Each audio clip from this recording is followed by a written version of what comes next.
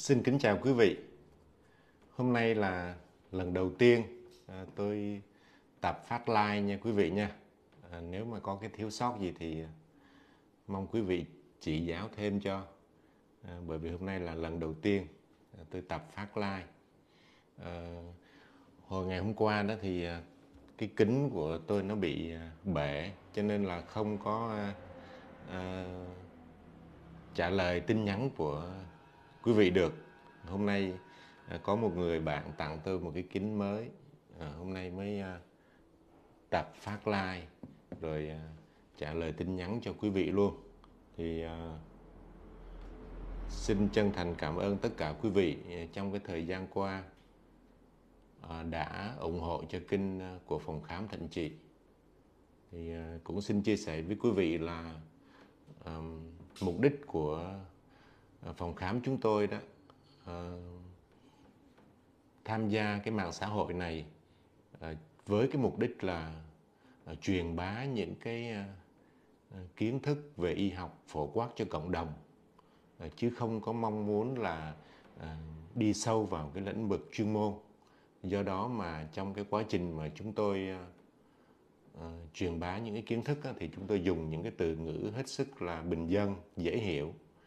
Do đó mà quý vị thông cảm, và nếu mà quý vị mà có muốn tìm hiểu về cái lĩnh vực y khoa một cách chuyên sâu hơn đó, thì chúng tôi sẽ tổ chức những cái chương trình đặc biệt chuyên về cái lĩnh vực chuyên sâu cho quý vị có cái nhu cầu mong muốn về tìm hiểu chuyên sâu về cái lĩnh vực này.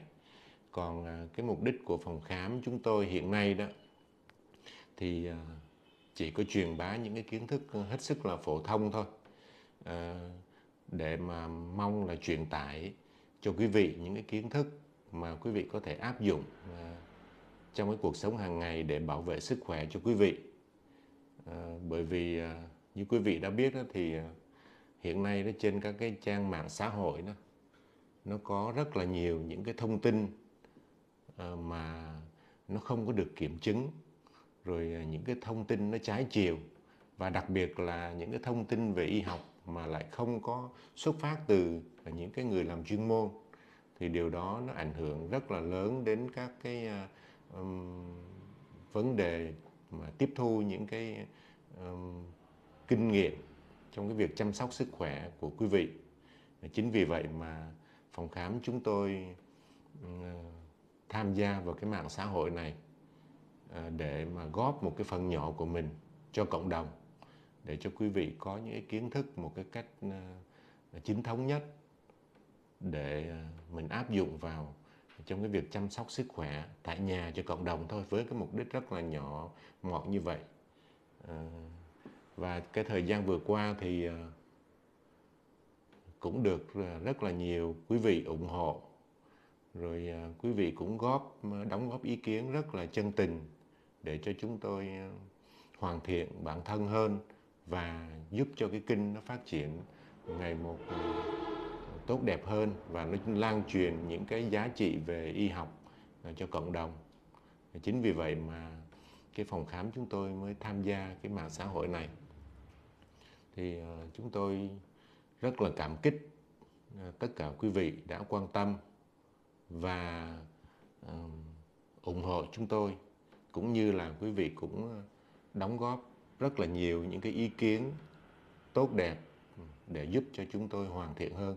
Bởi vì trong cái lúc truyền tải thì mình có thể là có những cái thiếu sót về mặt kỹ thuật, cũng như là những cái kiến thức chuyên môn đó, thì chúng tôi đều có tham khảo từ những cái chương trình đào tạo y khoa chuyên sâu. Bởi vì bản thân tôi là một bác sĩ điều trị của Bệnh viện Đa khoa của tỉnh Kiên Giang, và hiện nay thì tôi làm cái phòng khám Thạnh Trị này chủ yếu là để phục vụ cho bà con ở trong khu vực. Và cái thời gian rảnh thì mình tham gia với cái cộng đồng các cái mạng xã hội để mình truyền tải những cái kinh nghiệm, những cái thông tin về y học cho cộng đồng. Đặc biệt là chúng tôi đưa ra những cái khái niệm một cách rất là phổ thông, ai cũng có thể hiểu được. Chúng tôi dùng những cái từ ngữ phổ thông bình dân để cho mọi người đều hiểu được, chứ không có dùng những cái từ ngữ nó mang cái tính hàn lâm như là chúng tôi sử dụng ở trong bệnh viện. Chính vì vậy mà mong quý vị hiểu được cái mục đích của phòng khám chúng tôi. Quý vị ủng hộ và đóng góp những cái ý kiến bổ ích của quý vị để cho chúng tôi mỗi một ngày chúng tôi được hoàn thiện hơn. Và cũng xin chia sẻ với quý vị là hôm nay là lần đầu tiên tôi đang là tập live, không biết quý vị có nghe rõ không, rồi không biết là cái đường truyền nó có tốt hay không. Hôm nay là lần đầu tiên cho nên là cũng hơi rung nha quý vị nha. Mong quý vị mà có rành về cái kỹ thuật livestream thì quý vị chỉ cho nha. Ở phòng khám chúng ta thì có mấy em điều dưỡng nữa, rồi có các cái em kỹ thuật viên, điều dưỡng, dược sĩ cũng tham gia ở phòng khám chúng tôi. Thì ngoài những cái lúc mà khám chữa bệnh thì chúng tôi cũng tham gia truyền tải những cái kiến thức y học cho quý vị. Và thỉnh thoảng thì chúng tôi cũng giải trí bằng những cái tiểu phẩm hài đó quý vị. Thì mong quý vị ủng hộ để cho cái, tại vì khi mà mình chia sẻ về cái mạng khoa học đó thì thường là nó khô khan hơn là những cái lĩnh vực giải trí quý vị. Do đó mà thỉnh thoảng chúng tôi cũng tấu hài một chút để cho cái không khí nó bớt căng thẳng hơn, cái không khí của cái phòng khám của mình nó được mềm mại một chút, nó được mát mẻ một chút. Chứ nếu mà trường hợp mà quý vị cứ vô trong kinh của phòng khám chúng tôi thì toàn là thấy những cái kiến thức không á, thì có khi là quý vị cũng không có được thoải mái lắm. Bởi vì nên mình mà phục vụ chăm sóc sức khỏe đó thì không phải là về thể chất không mà còn về tinh thần nữa. Phục vụ cho quý vị về cái lĩnh vực sức khỏe của mình rồi thì ngoài ra còn phải phục vụ cho làm sao mà cái tinh thần của quý vị cũng được thoải mái nữa. Đấy. Vì vậy mà chúng tôi mới tham gia vào cái mạng xã hội này. Thì cũng xin nói lại với quý vị là hôm nay là lần đầu tiên tôi tập livestream, cho nên là nếu mà cái kỹ thuật nó chưa có đúng, hoặc là đặc biệt là các bạn trẻ nào mà rành về cái livestream thì có thể hướng dẫn giúp cho phòng khám chúng tôi để chúng tôi hoàn thiện hơn. Và đặc biệt là trong khi mà chúng tôi truyền tải những cái kiến thức về y học cho quý vị đó thì nó sẽ có những cái từ ngữ mà chúng tôi truyền tải mà nếu mà quý vị mà chưa hiểu thì quý vị có thể comment bất cứ lúc nào, chúng tôi sắp xếp để trả lời cho quý vị. Hôm qua là cái kiến của tôi nó bị bể đó, cho nên là không có trả lời quý vị được. Còn những quý vị nào mà những cái câu hỏi nào mà quý vị chưa có được trả lời thì chúng tôi sẽ cố gắng tranh thủ để trả lời những cái thắc mắc của quý vị trong cái phạm vi hiểu biết của chúng tôi. Trường hợp mà những cái câu hỏi nào của quý vị đó mà ngoài cái khả năng về chuyên môn của chúng tôi đó, thì chúng tôi sẽ xin ý kiến của những cái người thầy của chúng tôi, của những cái nhà chuyên môn, và tôi sẽ nghiên cứu sách vở thêm để đưa ra những cái câu trả lời thỏa đáng cho quý vị. Còn những cái nào mà trong phạm vi chúng tôi có thể trả lời ngay được quý vị thì chúng tôi sẽ trả lời để cho quý vị nắm được những cái thông tin về cái lĩnh vực y học, đặc biệt là chăm sóc cái sức khỏe tại nhà. Do đó mà chúng tôi cố gắng trau dồi thêm, sử dụng những cái từ ngữ cho nó phù hợp với cộng đồng hơn. Chúng tôi tránh dùng những cái từ ngữ mà nó mang cái tính hàn lâm. để mà phục vụ cho tất cả mọi người, chúng ta đều có thể hiểu được, đặc biệt là đối với lại các cái bạn trẻ bây giờ mà đang là có nuôi con nhỏ chẳng hạn, thì có những cái từ ngữ mà chuyên sâu quá thì cũng làm cho quý vị bối rối. Cho nên là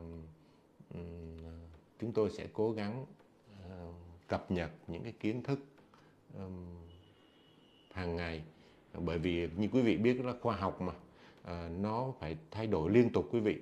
Cũng có một cái bệnh mà phác đồ ngày hôm nay nó điều trị như thế này, nhưng mà qua tuần sau, qua tháng sau thì cái phác đồ nó lại đã khác rồi. Tôi nói lấy ví dụ như là lúc trước đây đó thì đối với những cái em bé mà mới sinh ra đó, thì bác sĩ nên khuyên là phải phơi nắng cho bé trong vòng từ 6 tháng trở lên, phơi nắng. Nhưng mà theo những cái khuyến cáo mới đây nhất thì chúng tôi cập nhật đó, thì không nhất thiết là chúng ta phải phơi nắng cho em bé nữa.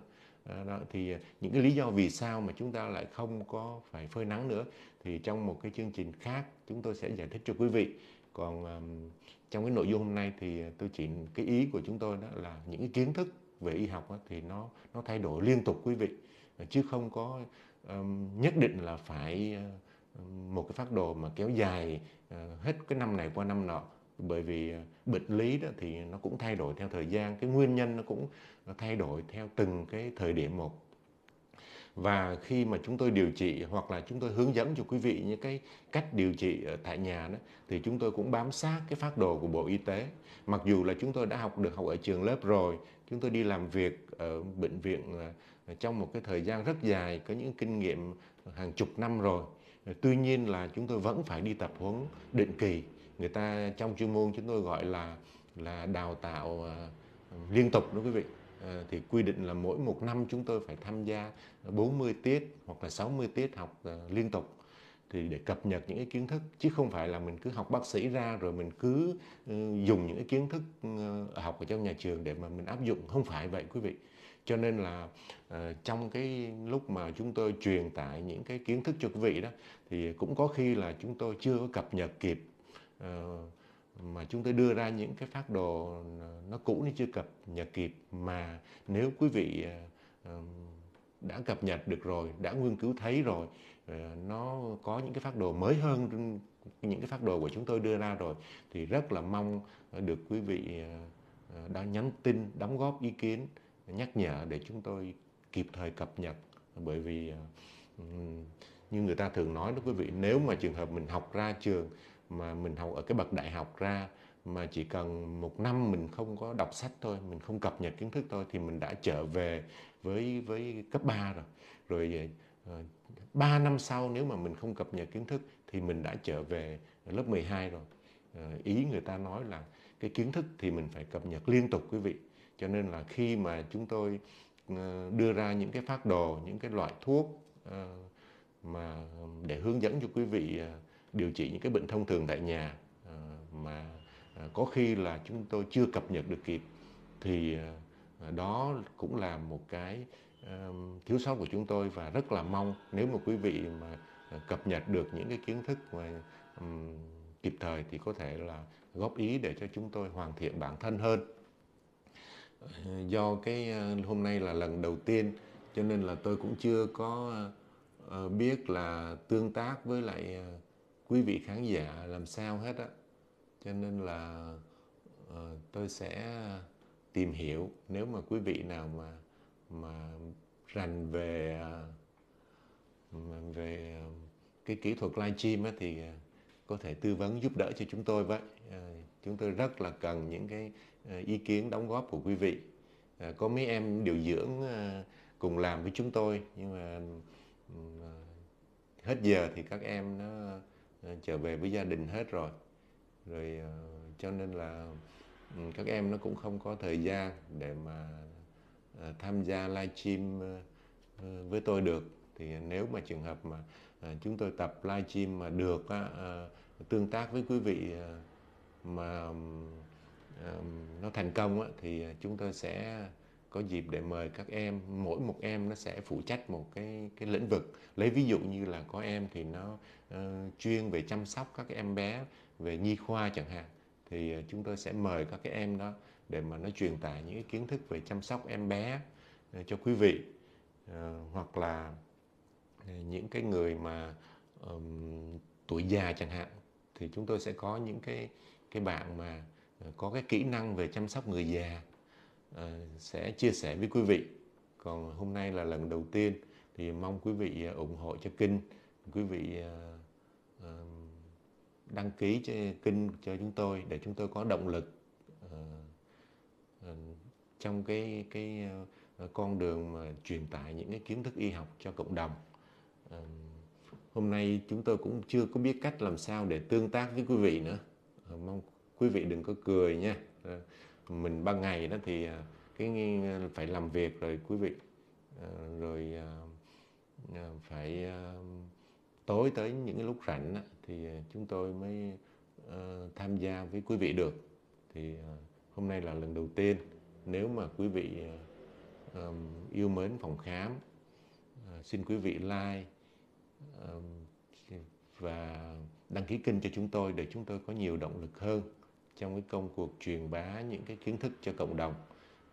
Cuối cùng thì xin kính chúc cho tất cả quý vị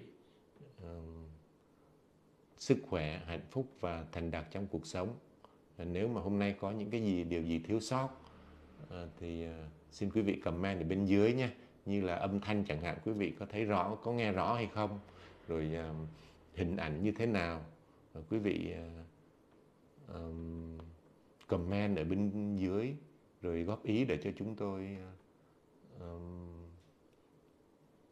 hoàn thiện cái bản thân mình hơn, đặc biệt là hoàn thiện trong cái lĩnh vực mà truyền tải những cái kiến thức y học cho quý vị.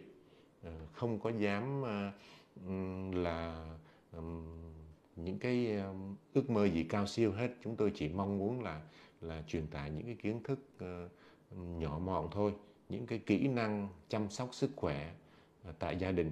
Còn nếu mà những cái bệnh nào mà nặng nề hơn thì chúng tôi phải đưa vào bệnh viện để chúng tôi điều trị rồi. Còn những cái bệnh thông thường thì hầu hết là chúng ta có thể điều trị tại nhà được. Đó là cái mục đích của phòng khám chúng tôi. Xin kính chào quý vị nha. Mong rằng quý vị tiếp tục ủng hộ cho kênh. Dạ, xin kính chào quý vị.